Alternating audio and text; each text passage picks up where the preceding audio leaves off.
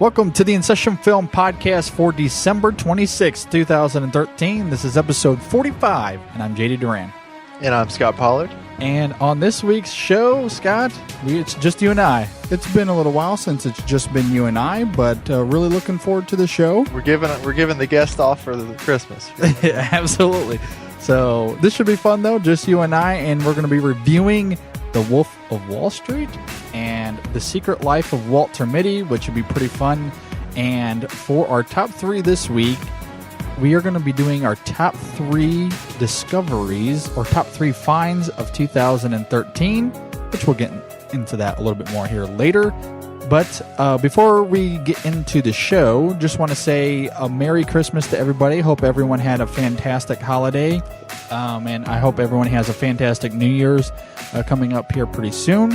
And just want to plug, I've been doing this a couple times lately, but our InSession Film Awards is going to be, we're going to record it on January the 5th. It'll be released on the 6th. And it's going to be a lot of fun. We're going to have a familiar voice that I may or may not reveal at the end of the show that's going to be joining us, which should be a lot of fun. And I'm really looking forward to it. Although I'll say, Scott, coming up with my top 10 has been a nightmare. Yeah, me too. I don't even know where to begin with coming up with a top 10. It's kind of funny. I was reading it off, all of the ones that I kind of want to have in my top 10. I was reading it off to Brandy the other day, and she kind of stopped me halfway through and was like, I'm pretty sure you're past 10. And yeah, I had like 23 films on the list. No, I definitely sympathize with that. Yeah, should be fun. Before we get into it, though, how was your week? My week has been good so far. We're recording this a little early because I'm getting ready to go to Chicago, so I'm very excited about the trip. Hopefully, I'll actually do some things other than see movies while I'm up there. Sure. Although this I'm seeing Her tomorrow, and then my goal for this year was to see 300 films. So I'm on 290 right now, so I got 10 to see sometime. So yeah, there you go, man. Sometime I'm gonna have to see some movies this week, but other than that, I'm ready to go.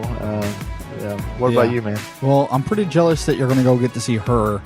I am like dying and trying to figure out a way to go see it without going to Chicago, but it might be the only thing to do because I don't know how else I'm going to get to do it. But I really, really want to see that movie. So yeah, consider me jealous. I kind of want to be with you, but that should be fun though. I can't wait to hear your thoughts on it. Other than that, my week's going pretty good. As I mentioned last week on the show, I have some good news that I can't reveal yet. But I'm one step closer. So we'll talk about that in the next couple weeks, though. But I'm pretty excited for the show. So let's get into it. And here we go. Hey, Leroy. What? Your mama. She's calling you, man.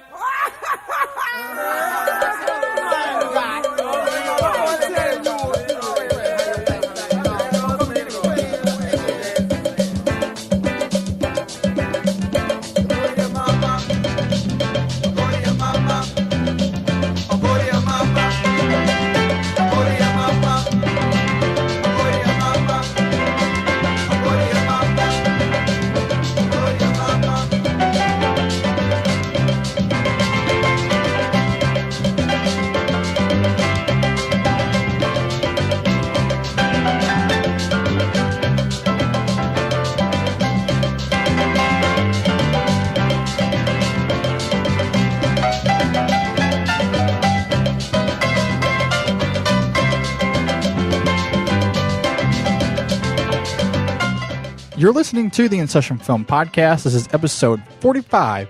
Scott, $26,000? Why do the sides cost so much? Hey, man, they cured cancer. Act like we're working. Okay, wait, he's coming. Okay, so I think if we short Pfizer, that's it. $430,000 in 1 month, Jordy? Huh? They're business expenses. Yes. Jordy, look what you got here. What? Look at this. $26,000 for one dinner. No, this could be explained. Dad, we had the Pfizer clients. Right, the porterhouse from Argentina. The expensive champagne, the wine. We had to buy champagne. And you ordered all the sides. Tell them about the sides. I ordered the sides. Sides? Yeah. Sides? $26,000 Worth of sides?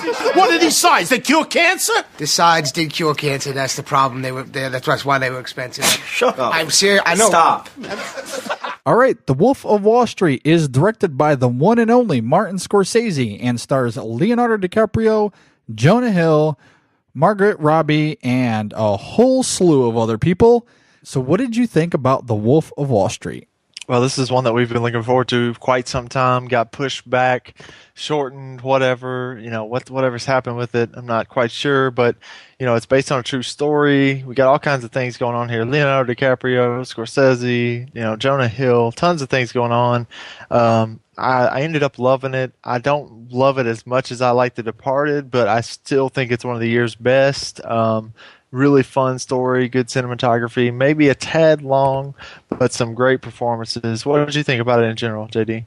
In general, I'll say I liked it. Like you, this is definitely a fun, entertaining movie on a lot of different levels that I'm sure we will get into.